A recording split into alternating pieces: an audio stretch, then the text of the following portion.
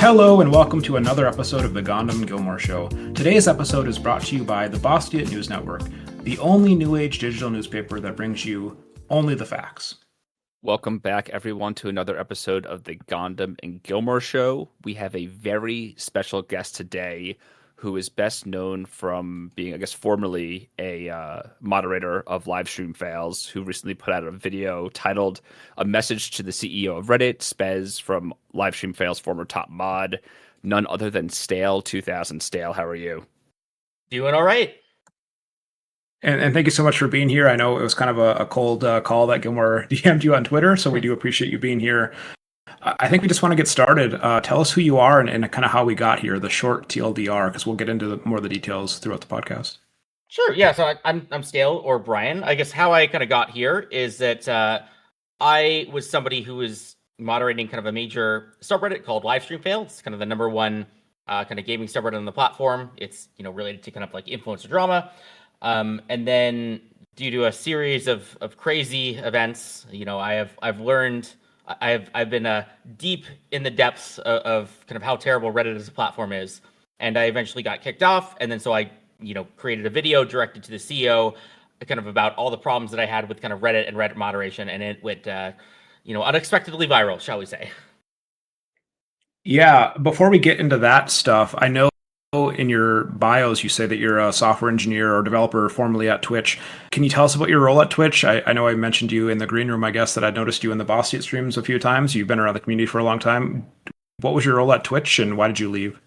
Sure. So, I was a software engineer there. The main product I focused on was the Clips service, which is actually kind of related to the LiveStreamFail kind of subreddit, and it's kind of how I became kind of a moderator there.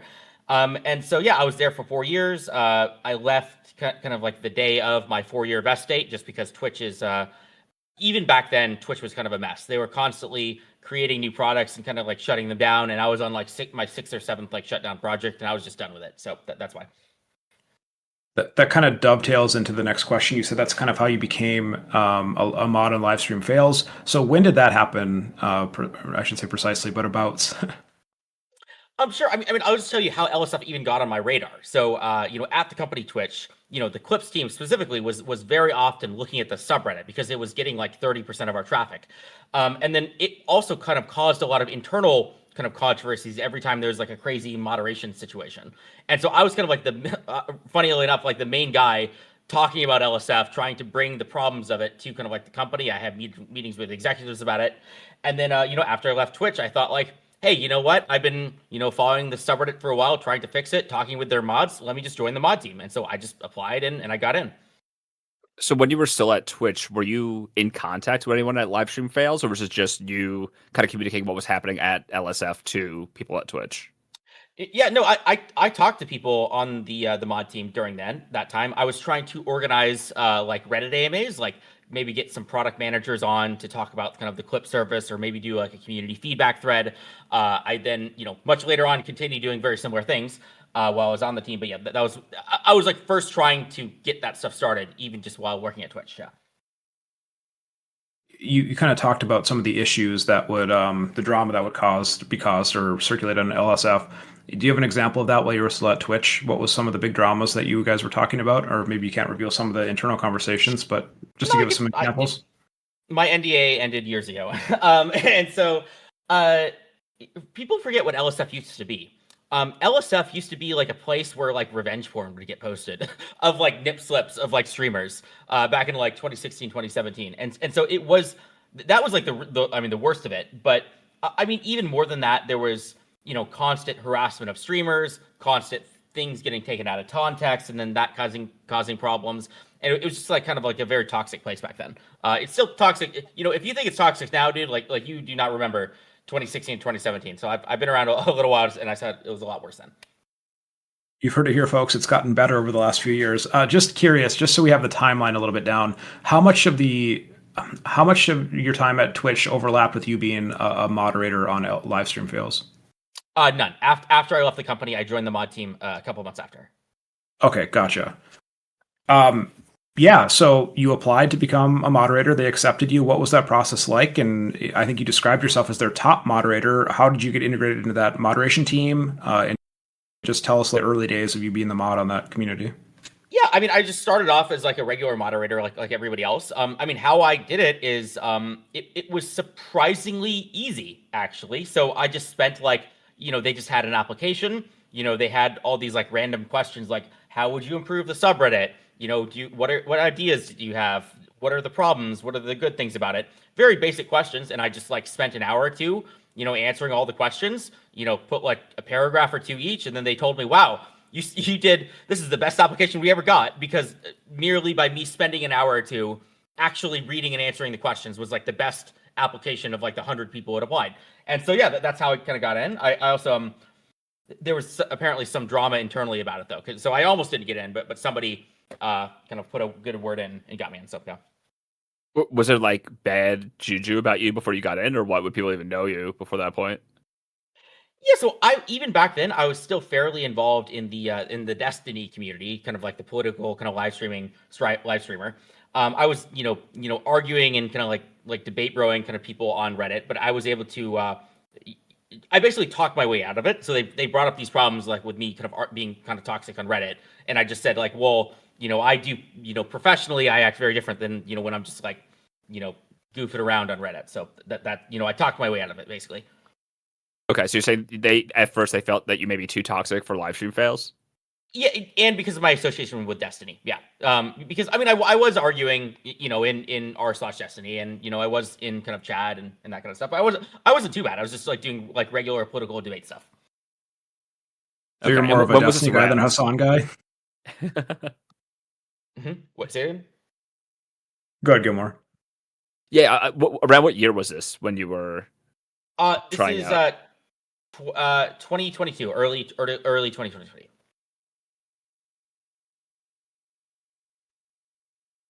Okay. Sorry, Yeah. And so what Gohndim was asking before is that you align more with Destiny than Hassan, we're assuming?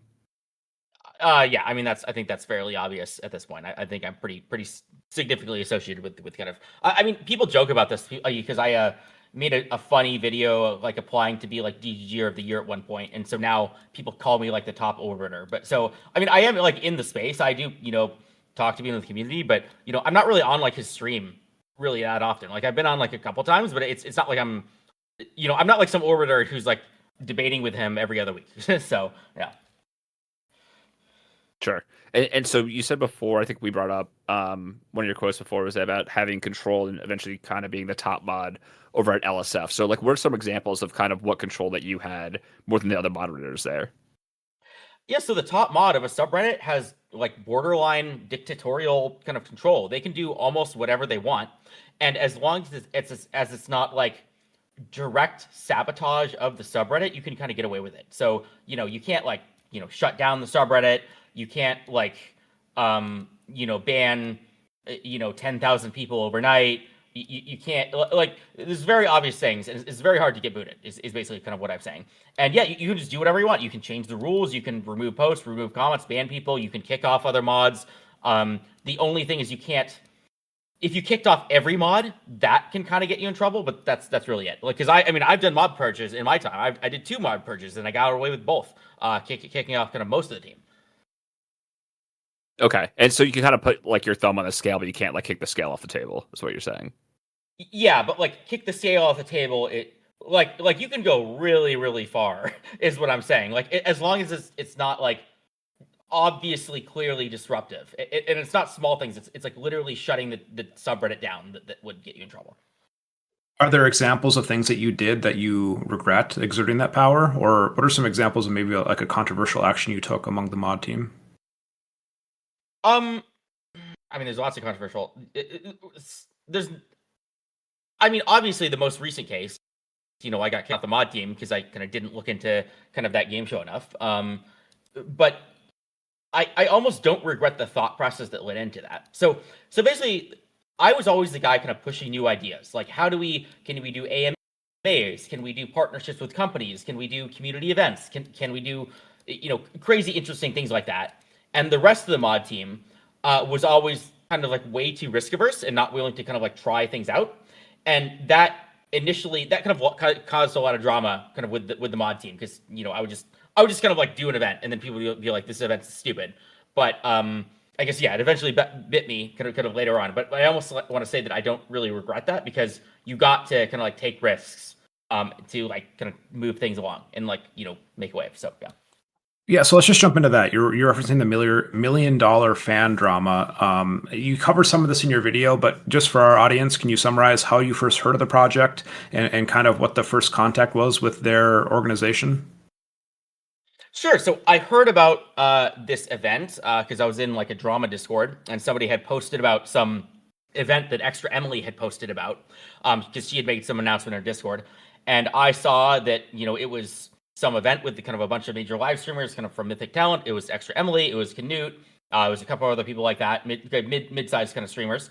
And I saw it had a kind of $20 million prize, and I saw that it was just announced and they had just kind of created community events.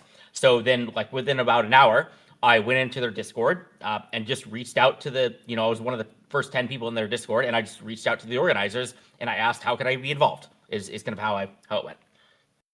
Their response was very receptive. You said, I think they wanted to work with you. They saw the partnership potential there. What were the next steps? Did they ask you to promote it? Did they offer you any monetary incentives? I think you said no in the video, but just want to clarify and make sure. What was the next steps? Yes, so they were very this is not my first time reaching out to kind of like companies and events. Like I've kind of reached out to dozens, if not like 100 places, like online and in person. Like I'm talking like going to gaming conventions and like, cornering people and like asking them, hey, what can we do to work together? And so like this was like the first one where they were actually very excited immediately to kind of like work with me. They knew what LSF was. They understood, kind of the compatibility there. And so I was like, all right, these guys are into me. I'll just throw my ideas out there. And I like to come up with ideas that benefit kind of like both parties. So I just gave out ideas like, okay, we could pin an announcement post. We could have, some of the video, because they were going to have like video applications to like join the event. Like you could have those posted here. You could have clips posted from the subreddit. And I even asked, not thinking that they would even accept this, was like, hey, could we be part of the show in some way? That was like my stretch goal of like my crazy thing that I was going for, was like, oh, could we be in the show in some way? And they said yes to all of that. And so, yeah, that was it. And so, yeah, most of these things that we were going to do were basically my ideas of I thought were cool and would kind of help both of us. Okay. And at that point in time, did you like see any red flags, or were you concerned at all about whether or not the project was legit? Honestly, not even a little bit, because I saw these major streamers were involved and their story made sense. So they said that Amazon Prime was involved, and so I was like, all right, so I guess that's why. I thought I was in early. So the perfect event for me, for like, it is find an event that could be huge but isn't yet. And so this is also like the case of like, okay, nobody's talking about this because like I'm in right at the perfect time where they haven't announced it yet. So I mean, obviously it would have been better if if there was a lot more announcements, but I can't. It's almost like if things are too quote unquote legit, then they're not going to talk to me, right? And so I have to find these diamonds in the rough, and and I guess this one exploded in my face though. Right. And so what did you do after having conversations with them? What did you do to actually promote the project? Sure. So we agreed on all of these things, and then at this point they actually did start to move fast. So they were like, okay, let's make an announcement like tomorrow. So they kind of wrote up a contract. I signed it, and then we made an announcement together. And then I announced it. I pinned it to the top of the subreddit. And here was the point where there actually was a red flag that I should have noticed, which is I wanted to announce that this involved Amazon Prime. I was like, hey, let's put that in the announcement. And they said, actually, no, technically the deal hasn't been signed yet. And so that's our like red flag here is like they did prevent me from saying, because like basically I thought like this was like gold. Like, okay, is Amazon Prime involved? I almost don't care about any of these naysayers. Like, of course it's great. So no. So just if I heard you correctly, you said there was a contract and did you say you signed it? Who was this between? It was between them and me. I mean, I don't even really know what a because I've sent this to lawyers and they're like, this doesn't look like a contract to me. Is what some lawyers have said. I mean, basically everything that I just told you, they just laid out, in a document. My thoughts was like, they don't want me to like just drop out. They don't want to like do all these things and then like I just like stopped working with them like overnight, and then they're screwed. And so like they didn't pay me any money. They didn't ask me to do anything other than I guess I like signed away liability. Like I can't like sue them, which I mean I don't care care about suing them. And so yeah, it was just like, hey, yeah, you can make an announcement post, you can post clips to the subreddit, and we'll have this show, and then you can kind of talk about LSF, and that was really it. It was just everything that I just said there was just like that on paper. So I just have to ask. So this was a contract where basically you just signed away liability. What else was in the contract? I guess I'm a little lost. It's not sign away liability. I mean, I guess I just can't sue them. I mean, basically, it was just saying like, hey, because I was agreeing to allow them to have an announcement post. I was agreeing to allow them to post clips, like highlights of the clips to the subreddit, which I mean, I would have done that. These are all things that I would have done anyway. And so, sure, I'll sign a piece of paper that says, yes, I will do the thing that I promised to do. But it wasn't like, there's no like penalties here. There's no like payment or anything. It was just, but I guess that you can just do that with contracts. So, yeah. Is this a contract that you can or have made available just for people to review? I have sent it to a couple lawyers who are going to talk about it. So I sent it to Pisco, and so he's going to kind of look over this. And so I'm not going to like post it right now because then people will steal the we'll steal the thunder of the stuff that I'm already doing. But yeah, it'll be out. Yeah. In a couple days. Maybe. Perfect. We look forward to that. Just to be clear, though, the contract was signed between you as an individual and the organization or entity that was running $1 Million Fan, or who was the other party? Right. Yeah. So okay. It was $1 Million Fan and the producer of it. Okay. Okay. And so up until that time, when you began promoting it on LSF, was there any investment from fans at that point in time, or was it just allegedly through Amazon? Were fans? I mean, I heard later that they had a website up and they were selling raffle tickets to be in the show. So I did know about that. But I mean, I guess it was a sweepstakes, so I mean, like that isn't automatically illegal, I guess. But I did know that you could pay money to buy a ticket to gamble to be on the show. Okay, I think we didn't get into this. So what generally was the show? What was the premise of the show? Sure. The premise was, fans need a seat at the table. So they were going to get 2 fans per streamer. So that's 14 people plus the major streamer. And these people were going to compete in a reality TV show about kind of like live streaming and gaming. So kind of like Survivor or Big Brother or all of these. It's just the same standard reality TV show format where you have challenges, people get eliminated, there's prizes. And then it's about gaming and live streaming as kind of the premise. And that was, honestly, that is like as far as it goes. So whatever you think in your head of live stream reality TV show, like you probably thought about it as much as they have. It's kind of the premise. Okay, so it'd be the 7 streamers, 2 fans of each streamer, all in one house together, and they'd be voted off each day, is what it sounds like? Yeah, or you win a challenge or lose a challenge, or they didn't really explain that yet. I guess people get eliminated over time. Okay, got it. And the way they make money is by streaming it and people pay to watch it, or the sweepstakes and raffles, whatever it is. So okay, now I'm speculating. I will say at this point. So my thought would be, I guess, yeah, there's the raffle thing, but I mean, if they have some big studio behind them who's paying for rights to stream it, like that is theoretically a lot of money, right? And then I have heard later on that there might be gambling money involved somehow. So I guess I'm getting like this inkling that there might have been some hidden way of making money that wasn't necessarily, I don't know, just like stealing money from people or something, right? I guess what I'm saying is like people are just saying like scam.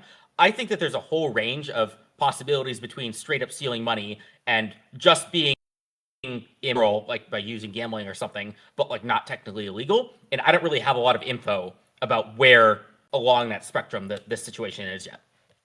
So specifically in your promotion post, did you encourage people to buy raffle tickets? I mean, give us the extent of how you promoted this, I guess. Nope. So there's 2 ways of getting to the show. There was one of the fans per streamer was this kind of raffle thing. You could also get a free entry into it because like that's required by sweepstakes law. But the other way was you were going to be able to submit a video application on social media as well as kind of LiveStreamFails, and then Okay, and then they kind of pick the best video, basically the most entertaining people, and then that person kind of gets to go on the show. And so that was the for my announcement. Yeah, we talked about the free entry, and I guess we linked to the website, and we also said that hey, you could submit a video and post it to LSF, but that was the extent of it. We didn't really advertise the raffle part very much, so or technically at all. And this was a promotion that you kind of did on your own, or did you have like the consent of the other moderators on LSF? Yeah, I mean, yeah, every other moderator agreed with me. So I had no, I mean, I hate to say that because like I'm not really trying to throw them under the bus or get them kicked out, but yeah, I mean, every single person agreed with me, thought this was like a very cool idea. I guess I didn't give them the opportunity to kind of look into the details. Like I was, this is a thing that I was leading up. I was doing, all of the supposed due diligence, and I don't think that they were expecting anything else. And they probably thought like, oh yeah, it was announced this year, it's Amazon Prime, and he looked into it. So yeah. But yeah, I mean, this was not a controversial thing. In your contract, were you promised your own segment on the show? And by you, I mean either you as an individual or like the LiveStreamFails community? Yes. So the community was promised that segment because yeah, I mean we talked about it, we agreed to it. I mean, they would still have creative control over it. So, I mean, I'll pitch you the idea again because maybe people don't think it's very good, but I think it's a good idea. So, how the idea would be that streamers would clip farm LSF, and the reason why I think that would be funny is LSF is a controversial subreddit. So imagine if a streamer had to like reenact like a controversial thing that they've done, which is kind of like an embarrassing thing to have to do in order to kind of like win the challenge. The example that I gave was like extra Emily crashing a car, which is she's gone very viral for bad driving, and so it was like ideas like that, like how do you make the streamer reenact some embarrassing thing to like get votes on the subreddit. But yeah, and that was agreed upon in kind of the contract. Okay, so outside of them kind of giving you guys a seg on there, was there any other promises that they made to you or LSF in that agreement? Nope. Yeah. I guess I asked them to put us on the website because that way I could say that yeah, we're involved. But that's the end of it. I mean, here was something that I didn't ask for, but I was thinking about, which was like, oh, could I ask them to go on the show myself or something? I mean, not as a contestant, but like to run the challenge. But I never even asked them that, and I don't think they would have said yes. So no. But yeah, there was nothing else. Okay, and so you didn't ask them if you could be on. Were you planning applying to be one of the contestants? No, because technically there was a rule that said that anybody who's partnering with them is ineligible, and so technically, like as me being a partner, or like I said, an ad partner, or whatever you want to call it, I would be eligible for it. Okay, and was there anyone that you were trying to get, besides yourself, obviously, to get on show? I messaged a couple streamers, but it's not like I have.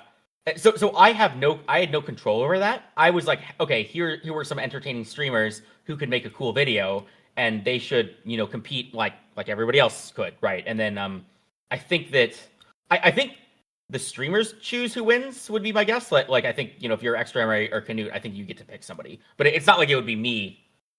I wouldn't be the one choosing this. I'd just be like telling them, hey, post your application here or something. So you post a promotion on LiveStreamFails, whatever that announcement was. I didn't actually get a chance to read it. How fast after that are you removed as a moderator? And tell us how that happened.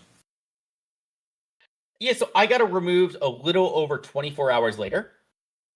So I guess how it happened is, I posted it. People yelled scam immediately in kind of the comment section. That honestly did not faze me initially because I was like, hey, we got Amazon Prime backing it. There's all these streamers that have announced it, and people always yell scam. So anything we do something, even if it's like I've done AMAs with Twitch CEO, and people are like, oh, this is a scam. Because people are they're just like, they freak out so much about Reddit. And yeah, so I removed some of these comments, and then the storyline goes, and Extra Emily made her kind of clip, kind of denouncing the post on LSF, saying that she's going to look into it. And then a couple hours later, Moist Critical, did his takedown video, and then kind of after that, about an hour later, I got removed. Gotcha. And this is that what prompted you to make your own video then after you saw the reaction from the community and particularly the Moist Critical video #1? Yeah, and that's kind of what prompted me. What's kind of when I got removed. Yeah. So what were like the logistics of them removing you as a moderator? Because you were still had the head mod at that point, right? Yeah, so the admins sent a message to ModMail at 16 saying, hey, this subreddit, there has been an investigation opened due in an automated way due to a high volume of reports. Is there any additional context that you have to say about this? And I said, yeah, I told them about the streamers. I told them about the supposed involvement of Amazon Prime, and and then they didn't respond, and then they just like removed me like a day later, by saying you've been removed for violating. Okay, I also said in my post like, hey, I have not taken any money for this, and they responded by saying like, we're not investigating you for taking money. They basically were investigating for promoting a scam, for promoting a fraudulent thing, not as people were thinking like, some sort of a payment stream or something. So that was very explicitly there. And were you given any due process before you were removed, or they just removed you? Almost none. I mean, I guess they told me what this was about. They said, hey, we're investigating you for promoting a fraudulent scheme. Is there any context that you want to include in this? And then they just said, you're removed for violating Rule 1 of the Code of Conduct Team. So with no other warning. That was actually, is a little bit disappointing because Reddit all over the place has these statements about how like the moderation team isn't out to get you, about how they give people second chances, they try to work with you, and that it was just like it's just like complete lies. I thought like okay, they would warn you or something, but yeah, not at all. So take us through kind of the main message that you wanted to get across with the video that you made that you addressed to the Reddit CEO. What were you trying to accomplish with that, and what do you want people to take away from it? And we'll link to it as well. I linked to my second video. Okay, there's the first. Okay, I made a much more serious video, which was kind of the second one. So the chief idea is I'm trying to kind of lift the curtain up a little bit and give you and kind of the public a glimpse into the insanity that is Reddit moderation and the insanity of how this company that is worth like $40 billion, that is the third most visited website in the US, is just like the inmates run the asylum. It is controlled by crazy people, by an army of unqualified, power-hungry, like crazy people. And I don't know how people make jokes about it. People make jokes about the power-hungry Reddit mod for years, but this matters. Okay, like this is the third largest website in the US, and this is just crazy about how bad things are. And I'm trying to think like, how do we actually improve it? What can we do to fix this insane problem? And so that's the main message. So basically, you have a bunch of volunteers who really don't know what they're doing, kind of controlling a big aspect of a multi billion-dollar company like Reddit. Is that kind of what you're saying? Yeah, and it's also that these people are completely unaccountable. There's not enough support from Reddit, and they can do kind of whatever they want, and it's just people just laugh at it, and you won't even know. Like you can do all this stuff and never get caught, and that should worry you about the website. Okay, so you would want you kind of joked about it being you want to get paid for it, like professionals in these roles to be moderators, and more oversight from Reddit telling these moderators what they can and can't do, what they should do going forward, and kind of more communication there. Yeah, I mean, I think that there's a lot of solutions. So, one solution is you just, for all the top 100 subreddits, you just get rid of the mods and you replace them with paid mods. That's a very extreme, solution. Another one would be like you give more training to moderators. You they already have a partner program. There's actually like a Reddit partner program, but it's like kind of useless. And so it's like stuff like that. Like I don't actually have the perfect solution here. I just see the problem. Okay. And then was there anything that from your time as the head mod of LSF that you, like looking back now, think you kind of wielded too much power and kind of like controlled the narrative and things like that? It's you don't understand how little that narrows it down. I guess is what I'll say. And so it's a common thing. Yeah. Yeah. It's here's what I'll say. I started off being very by the book, and then I got away with more and more and more stuff, and just nobody noticed. And so that was a little bit disheartening, is what I'll say.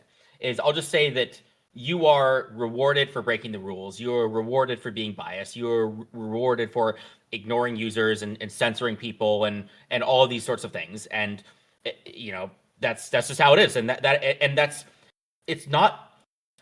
So when I say that these are problems, people like to blame the moderator. They say like, okay, if you screwed up, that's your fault. But it's the company runs the website. Like, you shouldn't want your users to make mistakes. You should be wanting to put in processes to prevent people from making mistakes or being malicious. And so that's why I blame Reddit, the company, because I'm just one guy. And so if I take responsibility, if I say, yes, it's all my fault, I'm sorry, that doesn't fix the problem. That doesn't fix the hundreds of other subreddits that have problems. That should be up to the platform. Before we get into some kind of more random questions and questions from our community, I just want to ask you about the general reaction you receive from kind of the commentary community, and particularly, I think, from the voice critical videos. Do you think you've been treated fairly, and how have you felt about the reaction from, I guess, everyone? It seems to be very anti-Stale2000. It is, but you'd be surprised. So it starts off like there's like the level 0, which is like, okay, you just make fun of my looks, you just make fun of, my voice or whatever. But then, some people address the issues. They talk about how, like, yeah, I agree that Reddit moderators are power hungry, but I guess what I want to put into people's minds is that this stuff does matter. This is the third largest website in the US, and that is important. And like, I definitely played into some of the jokes a little bit, and that's kind of my fault for, I guess, not taking the thing seriously enough. But I guess what I'll say is that the more people watch me, they start to come over to my side. Even Moist Critical, I saw on his stream that he said that he watched my second video, and he said it was very interesting. And so even somebody like him, who he was the guy who kind of nuked me originally, like when he watched my more serious video, he was like, oh wow, actually maybe there's kind of a point here. So I guess my real question is, do you think the community has treated you fairly? I mean, on the initial stuff, like no, of course not. I mean, like obviously, like, people are making fun of me, but I expected that, I guess. And so it's hard to say, like when I was like, my original video does look kind of weird. And so is it unfair for people to laugh at it when I'm trying to make people laugh? Or I don't know. I can't really answer that question. Yeah, that makes sense. I mean, I get that a lot. I'm kind of a troll. We just have some questions from our community. If there's stuff you don't want to answer, we can just gloss over it, and then we'll open it up to you. And I think I wrote down a couple of questions here as well. These kind of don't follow any sequential order or any rhyme or reason, but this is from Sweatpants Freedom. Who should have been canceled, but LiveStreamFails swept for them and they got away with it? I mean, it's mythic talent for sure. So, like, forget the streamers. Even those guys, like, the streamers are just like me. It's whatever agent thought the thing was legit or something, but I guess maybe there's some problems, and like, that's their job. Like, if you're an agency to the stuff, and you have 100 times more resources than I do, and so if people are making fun of me, I guess the people are throwing me under the bus for being like the nobody Reddit mod who didn't look into it. Like what about the people who, like, this is their job? Like, I don't know. Yeah. And like, outside of the people involved in that project, we're talking like even prior to that, like, last few years or so, have there been any controversies that, like, LSF swept under the rug that, streamers should have been canceled or, had more outrage about their, conduct? Oh, I don't really remember that one. I mean, we usually try to be pretty fair, I guess, is what I'll say. There isn't. Yeah, I mean, I don't really have a big answer of like, I was, a thing that I was trying to hide or so. I don't know. SPF second question, you kind of covered it with the Mythic Talent, but outside of Mythic Talent, which creator or organization got the most posts removed from LiveStreamFails? Who got the most like? You're saying this as if like there is not like some huge amount of communication between me and streamers to remove stuff or like hide stuff. Like people think that like that this is like every single day streamers or their agents were talking to us. It was not the case. It was like maybe once a month one person would complain about a clip. So this was not like so there are sneaky ways for them to get posts removed, but it's not by asking us. It's by like DMCAing something or putting in kind of reports or let me just put like I saw some like anonymous mod mail messages that were just like way too detailed that seemed like they would come from like a smart person, like maybe an agency, but I can never prove it. Gotcha. This is from Mog. Who had a greater impact on the 2024 election, you, Destiny, or Hassan? I mean, not me. We didn't have that much text on the subreddit. I mean, probably Hassan, but just because he's like a very large streamer, and especially back in 2024. And yeah, so I think, but I don't know. I mean, maybe it's not in a good way. Honestly, I don't know because like he's a lot more influence, but I'm not sure if he's wielding it in any direction. He has had. Let me put it like he's had more impact on the discourse, and you know the discourse does affect the election. Did you happen to see Hassan at the recent ICE protests in Minneapolis? His get up? A little bit. He was saying same dumb things, or I don't know. Trying to blame kind of foolishly, you know. Yeah. Well, I think it's smart for him to blame Israel and Democrats for what's going on with ICE in Minnesota right now. So I don't know who else you would blame besides them. The next question we have is from Bucket of Crabs. I'll kind of rephrase from how it's written currently, but did you go in with an understanding of how your first video would be perceived? I wasn't expecting it to be this crazy viral. I guess I was. Here's the thing. There were things which were definitely intentionally ghosts. Like I said that Reddit moderators should be treated like celebrities. And I knew, it's really a joke. I knew that sounds very funny to say. There was other times when I was like dead serious and other times where I'm not going to say I'm serious, but I'm like getting way too into it and like things are kind of getting out of my control. And so it's, I don't do things knowing where it's going to go, but I do things knowing that it will have an effect on something. So let me just fully explain that, because when I wrote this was a video directed to the Reddit CEO, which sounds completely ridiculous. Like, why would the Reddit CEO see something like this? But because my video is so out there and ridiculous, that means that he definitely is going to see it. And it like retroactively like proves me right, if that makes sense. Like you could just do stuff. You could just like make a letter to the CEO and he'll probably read it. And people laugh at that, but it's actually true. Do you think he is going to see it? What he saw it the first. What do you mean he has? They probably have internal PR meetings at Reddit, like the last few days, talking about this like huge issue. This is like the #1 Twitter trend for like days. Like he has seen. I can guarantee you, they have seen the video. I mean, I also sent it to him. I also emailed it to him. So in the video, I talk about how like I emailed him the video. I did because I have also spoken to the CEO of Reddit multiple times in person. And so this is like that crazy of a joke. Like, I am in San Francisco. He is in San Francisco. If you're social, if you go to the Reddit events, you run into people. And so, you know, I had his contact info because he gave it to me in person. And I had, you know, conversations with him in person multiple times. And so that's why it's like less ridiculous than it sounds to make a video directed to him talking about Reddit. We have a question from Hypertroller. What does Stale think about drama a few years ago when the world politics and anime subs got swapped and permanently taken over by each other? I have no idea what this is referencing, but maybe you do. He's talking about r/anime titties. There's, I mean, it just shows the ridiculousness of kind of like Reddit, and you know, mods just do whatever they want and nobody stops them, and it's just that's how it goes. And I'll leave it at my last comment on kind of like this Reddit moderation thing is if it's this easy for me to do crazy stuff on Reddit, it's not just like about other people who are biased, like about like world governments, right? People joke about that, but like Russia did all of these like Facebook ads, and that was a massive news story in like 2012 or 2013 or something.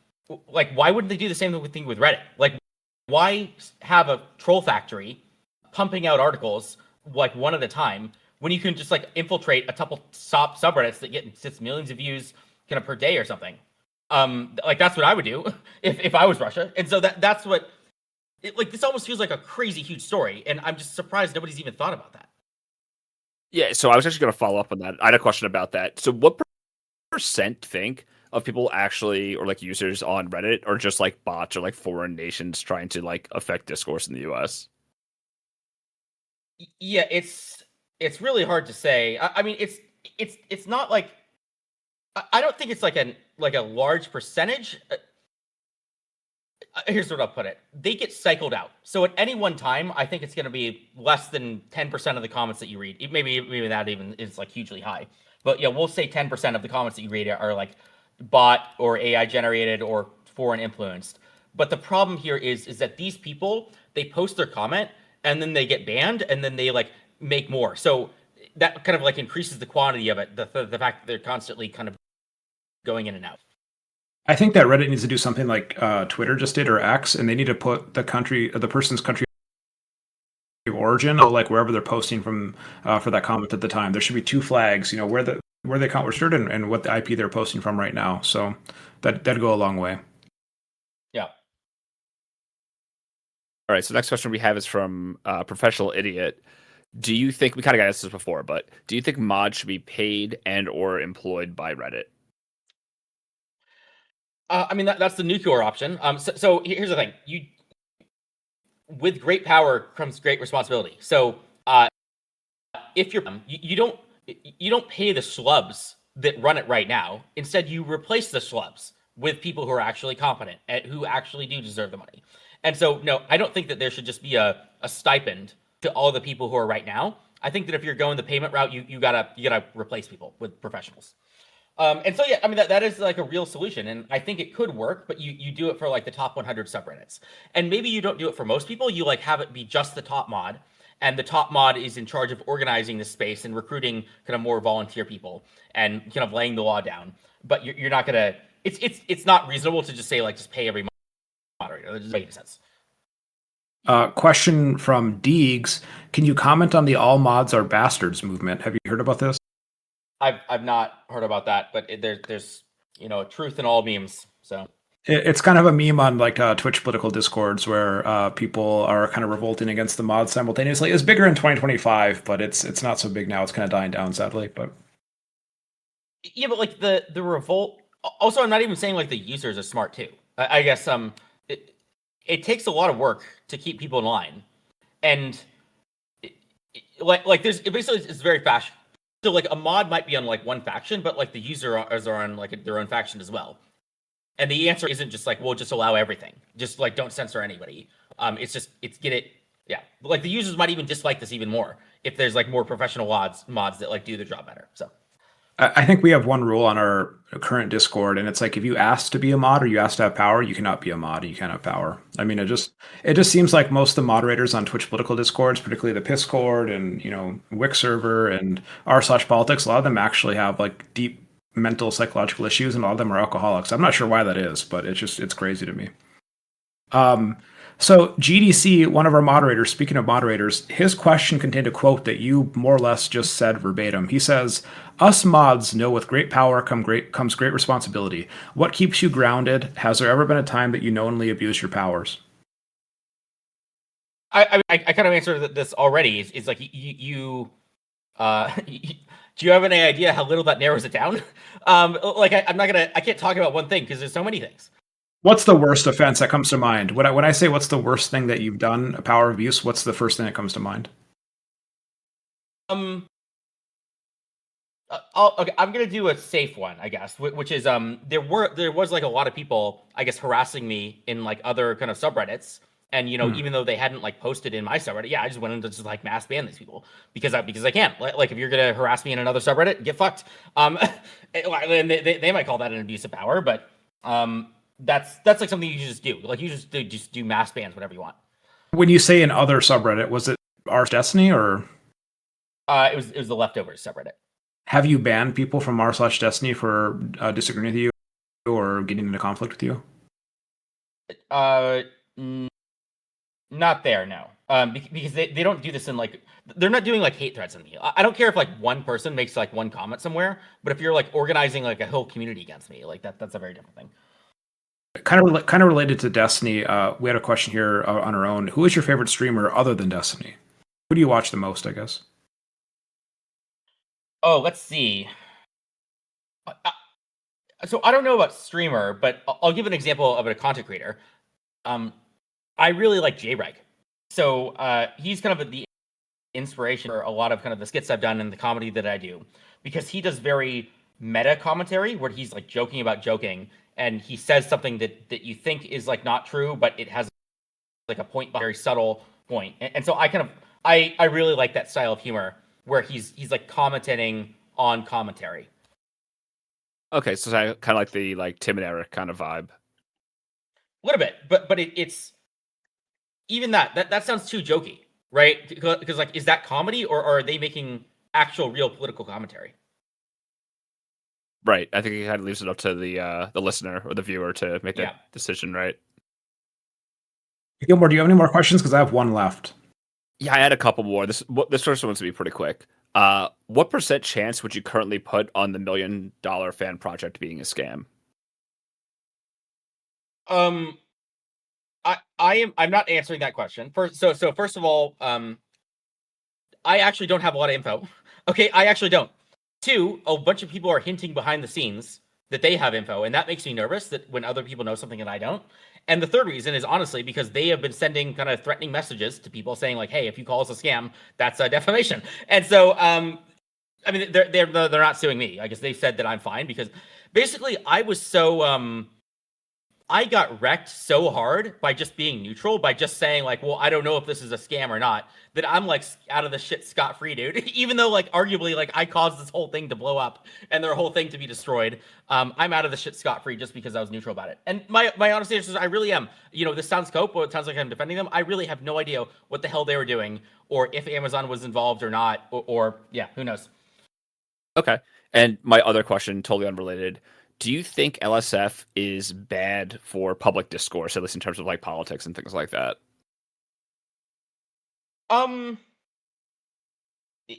It depends. I mean, it ebbs and flows. So, like the work, it can be bad. Like when people are.